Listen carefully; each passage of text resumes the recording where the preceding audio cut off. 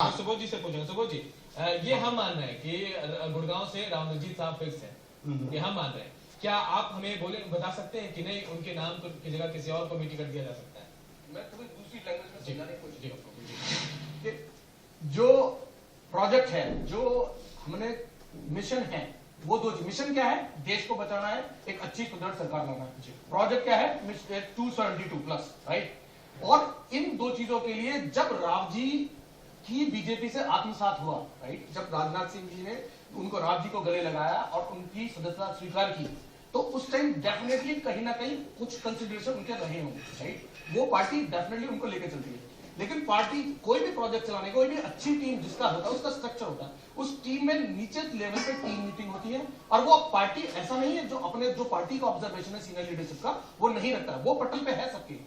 लेकिन अब जो लास्ट दौर चल रहा है, इसमें क्या है कि जो छोटे लेवल पे, जो एक्चुअली एग्जीक्यूशन लेवल पे जो टीम पिछले 5 साल 10 साल में यह सक्रिय रही है, उन सबकी रायशुमारी उसमें शामिल की जा रही है। और ऐसा नहीं है कहीं भी उसको इग्नोर किया जाएगा। और इतना बड़ा, जहां सबसे ज्यादा मुश्किल हो रही है, आप इस समझ सकते हैं, जिस घर में सबसे ज्यादा मुश्किल हो रही है कि आज कौन कैंडिडेट है, कौन हमारा फेस होगा, सबसे ज्यादा जहां जीत के आसार होते हैं, वहां सबसे ज्यादा हलचल। चलिए, राव साहब का बड़ा कद है, और ये भी मान के चलिए अगर वो राव साहब का कद ही बड़ा नहीं, मैं उनसे पर्सनली मिला, उनका दिल भी बहुत बड़ा। बिल्कुल, अगर वो इनेलो में भी शामिल होते तो बात यही होती कि उन्हें गुड़गांव से लोकसभा सीट पर उतारना है उम्मीदवार, इनेलो के उम्मीदवार होते तो, अगर इनेलो में शामिल होते तो ये बता सकते हैं। मैं बिल्कुल इस बात आपसे सवाल कर रहा हूँ, और ये शायद अंदर खाने शर्त भी रखी होगी उन्होंने कि मैं अगर बीजेपी में शामिल हो रहा हूँ तो मुझे गुड़गांव सीट चाहिए। जी, मुझे ऐसा कोई आइडिया नहीं है, पर हर राजनीतिक का ये अपना एक विजन होता है, और वो अपना राजनीतिक, जब कोई गठबंधन या कोई भी किसी का आत्मसात करता है, उन्होंने उससे शेयर किया होगा,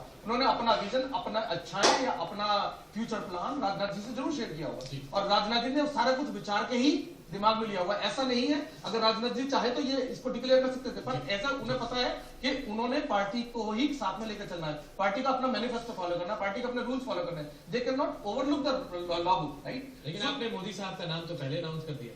नहीं, मोदी साहब का अनाउंस राजनाथ सिंह ने ही नहीं किया, मोदी साहब का नाम तो पूरे देश ने अनाउंस कर दिया। जनता ने क्या राशुमारी दी? प्राइम मिनिस्टर कैंडिडेट का करना पड़ता है। अभी आप पब्लिक के सामने जब जाओगे तो वो क्या बताओगे, किसके लिए वोट मांग रहे? जैसे पिछली बार जी मैं बता रहा हूँ, भाई साहब नहीं बता पाए, पिछली बार जो चुनाव